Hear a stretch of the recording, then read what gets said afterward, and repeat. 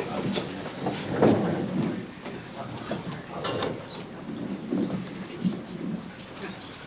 have a statement, Doug, or right to question? I'll start with a statement. I told our guys I've never been more proud of a team or a group of guys in 20 years that I've coached. They were really fun.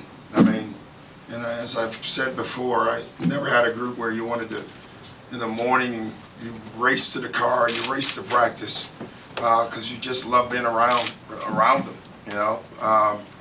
So for me, it was just a pleasure to coach them, and it was also a pleasure to play Golden State. Like, for this group, and especially for the young guys, I don't know if I could have scripted the season before the season, and you told me that, first of all, this group can make the playoffs, which, you know, I don't think anyone believed, and we could pick our opponent. You know, as crazy as it sounds, I don't know if we could have picked a better opponent than Golden State, because they're champions. They're extremely well coached. They play the right way. They do so many things that test your mental. And for Shea and Sham and Zub, you know, Therese, just all of them, you know, to go up against that. And every time they made a mistake, like tonight, it felt like we're about to make a run, then we'd make one defensive lapse, and it's a three. I think they've learned now that it's more than talent, and that it takes an amazing amount of focus and preparation to be a champion. And so, obviously, hats off to them, but good for us. You know, I couldn't have been more thrilled. It was a pleasure, honestly, for us to play them. It really was. Sabrina Merchant, SB Nation. Coach, this team just never stopped fighting all year. No. You know, you called them roaches. How did you decide? Yeah, that was one of my better moments, but I couldn't come up with anything else. But how did you decide when it was time to call it? I don't know. It was tough because I keep looking at the clock and I'm not good in math. So, you know, I think at the 2 whatever mark or whatever it was, and I look up and it's 25 or 20 or 18. That was when it was that late, because with this team, you know, you just know who they are. And I thought that they deserved the chance to keep fighting until that late. So, but when you come to realization that it's over, and you pull the guys, I just wanted to make sure that they got the proper notice from the fans, and they did.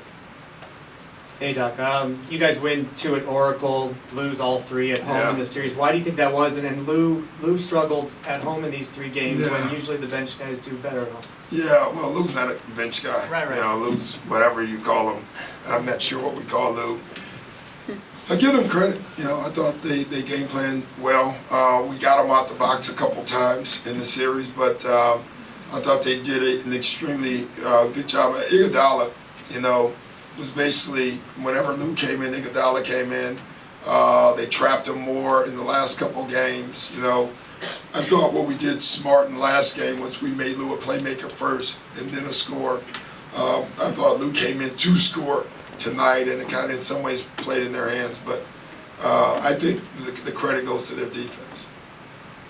Doc, since they got Kevin, this team has steamrolled everybody in the playoffs. Every series has been 4 or 5 games, other than that Houston series.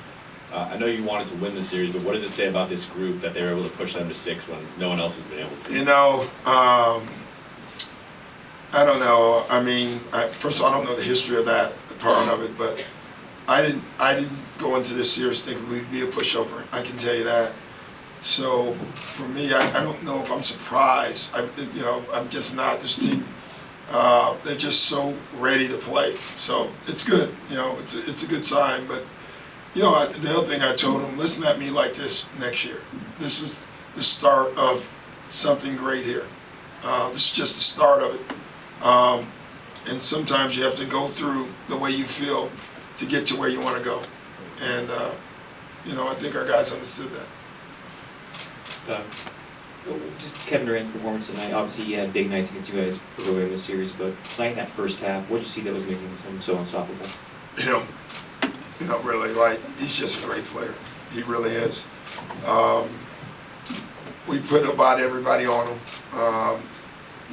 There were 4 times where we, in the first half, where we actually made a defensive mistake where we kind of helped, but not really. They threw it to him. We got out there. He still made them.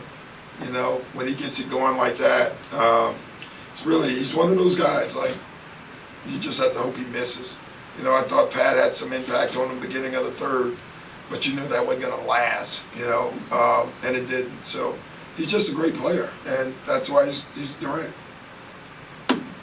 Hey, Coach. Cameron Buford here, LA News Observer. Congratulations on a wonderful season. How do you look? Is it too early to look back upon the season? And what's your takeaway from the season? Is it too early? It's too early for me, but I can tell you up right now that, we did more than most thought we could. It's funny, I still wanted more, so that's tough. It takes me a little bit to get away from everything. I thought our fans grew too this year. Like, it was awesome. It's the first time really that I really, like, they were phenomenal, and they stayed in there. They hung in there with us. I don't know if I've ever had so many fans come up to me on the street and say that this is their favorite team over any team that we had, and that meant a lot to me. Do you feel so you're saying that you feel you kind of won over the city in that respect? I don't know if we won over the city, but we won over our fans again. You gained some fans. And you gained some fans. Well, I appreciate that, but you got to keep doing it. They make a heck of a commitment to be fans, and I've always appreciated that. So we asked our players to make a commitment back to them, and I thought they did that this year. Thanks, Coach. Doc, once you do get past this, do you let yourself get a little giddy thinking what could happen here in the next couple of months? It'll take me some time, but Lawrence will make me think that way anyway. But honestly, I'm just going to take a break. I need a break. Love this group. But I'm going to go somewhere and just do nothing. May watch a couple of games. I'll watch Houston for obvious reasons, though I don't want to. But other than that, I'm just going to take a break. Fargo Shari, Clips Nation. Patrick Beverly led the team in rebounds again, and we saw him get a little emotional at the end. Can you talk about what he meant to this team? He's the best, biggest heart I've ever seen. I mean, like, he's just a tough, ornery, just a pleasure to coach. Never give in God. Rex had that term unstatable. We laughed about because he actually thought it was a real word. But he is an unstatable player. There are no analytics, there's no numbers that can quantify what Pat Beverly does for your team. Not only just in the games, but in the practices, on the bus, in the locker room. He just does so many things for your team in the right way. He's a good guy to have if you're thinking about winning. Joe Morgan, Sporting News. Doc, just personally, how important was it for you to get Ralph this home game here? Yeah, it was awesome. To you? Yeah. Ralph, this was his last telecast, whether we won or lost, So it was awesome because I've never seen Ralph more animated than I saw him in Oracle when all the employees from Oracle was telling him, good luck, this is your last game. And Ralph was like, I'll be damned if this is my last game. And then, so it was great. He deserves a street, a statue, or something. He put in real time here. He really did. And I only had him for my 6 years. Really 7, I guess, is the 1 year I played here. But he was amazing. And he really is the voice of us. He really is.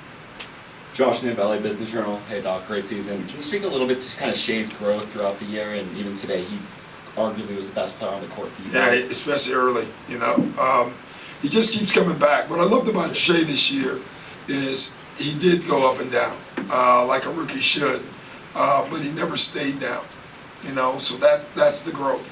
The mental focus stuff, he'll tell you, like, he's got a long way to go there, But the talent and just the straight up play, he's gonna be an amazing player. and he wants to. He's coachable, works hard, low maintenance. Hope that continues. Hey, Coach, Logan Murdoch in Houston Sports Bay Area.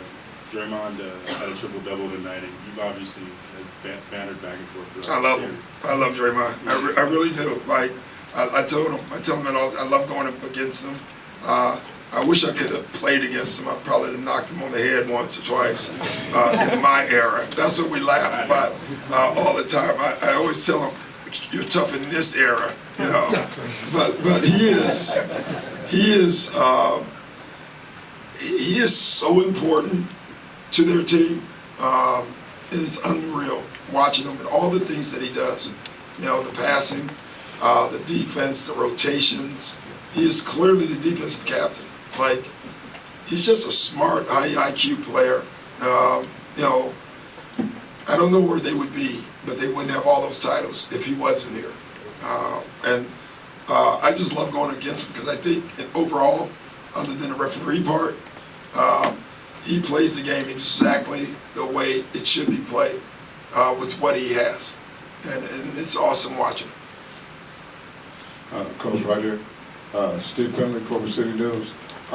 Is this your best coaching in 20 years? That's for you guys. You know, I've had a lot of good years, so I've been lucky. You know, really, I've done it 20. I haven't had a lot of bad ones. So, but that's for you guys to decide all that stuff. You know, I'm not leaving the winner. So to me, you know, that's what I want to be. I want to be the winner again. I don't want to win a lot of games. And I tell my guys that every day. Winning is nice, but being a winner is the best. And our goal is to be the winner. And that's what we strive. That's what I strive for. Doc, two-part question. You've won a championship. Wait a minute, you haven't even been around. Well, that's why I get two questions. Okay. To kind of make up for lost time. Vacation. Right? No, I've been working. Listen, two-part questions. You've won a championship. Why is this your favorite team to coach, and why does this particular fan base have this connection with this particular team? Because of the way they played. This is this was the 2008 Celtics without Garnett, Ray Allen, Rondo, and Paul. It really was like same heart, played every night hard, and that's why they connected. I think you could take this team and put it in every NBA city, and when they leave, every NBA city would love this team. Because the people who come to games go to work all day, and they love to see players who play like they work. And I thought what the city saw in this team, what I saw in this team, was a hard hat team that came to work every day. And it doesn't matter if you're blue collar or white collar, people appreciate workers. And I thought they looked at this team and said, I like this team. Even people who cheer for the other team in the city, and they should, you know, that's what they should do. Even them saw this team and said that. And to me, that's not a credit to me. That's a credit to them. Like, they showed up and decided to act that way. And I think fans really appreciate it. I know I do. Thanks, guys. We gon' slide, yeah, we gon' chill. She said she loves me, I'm her threat. She riding with me, she siding with me. I pull it with three. I'm the